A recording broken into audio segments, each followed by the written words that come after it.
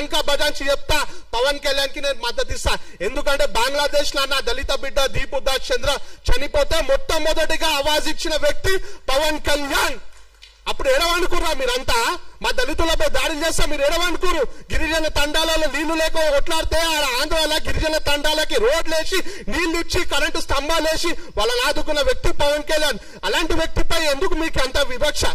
దమ్ముంటే MIM party కుక్కలను, CPM party కుక్కలను వాళ్ళను వినదీసి అడగాల. బీఆర్ఎస్ పార్టీ నాయకులు పెద్ద పెద్ద నీతులు చెప్తారు. తలసాని శ్రీనివాస్ యాదవ్ గారు ఏనాడైనా జై తెలంగాణ అన్నారా? ఇదే సోమాజు కూడా ఖైరతాబాద్ నియోజకవర్గంలో వస్తారు. దీనికి ప్రాతినిధ్యం వహిస్తారు మాజీ మంత్రి దానం నాగేందర్ గారు. ఆయన ఎప్పుడన్నా జై తెలంగాణ అన్నాడా?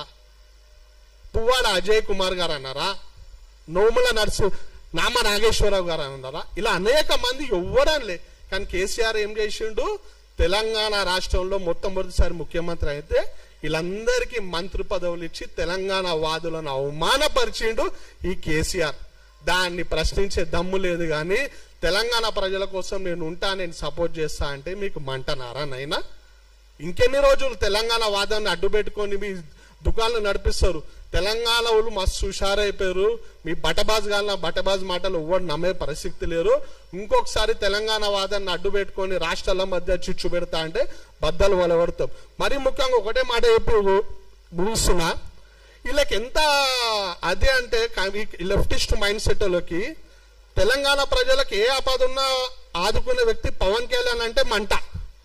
కానీ ఏనాడు ఒక్క రూపాయి సాయం చేయని తమిళనాడు ముఖ్యమంత్రి విజయ్ని మాత్రం బాగా జోక్తారు. అంత మంచి ఉంది ఆ జోగానికి. ఆడు ముఖ్యమంత్రి ఆడైతే ఈడ సంబరాలు చేస్తారు. ఏనాడు ఒక్క రూపాయి ఆమ్దాని, ఒక్క రూపాయి సాయం చేయడు. ఈడ ఫిలిం ఫంక్షన్ అయితే తెలుగు భాషలో మాట్లాడాడు. అసోంటోంది జోక్తారు. తెలుగు ప్రజల శ్రేయస్సు కోసం పోరాడే పవన్ కళ్యాణ్ మాత్రం తిడతారు. తెలంగాణ ప్రజలు మస్తు హుషారున్నారు. మీ బడబాజాల మాటలు నమ్మడు. అందరు మేల్కున్నారు. మీ ఆటలు ఇక నుండి సాగవు. నాకు ఈ అవకాశం ఇచ్చిన పెద్దలందరికీ హృదయపూర్వక ధన్యవాదాలు తెలియజేస్తూ జై తెలంగాణ.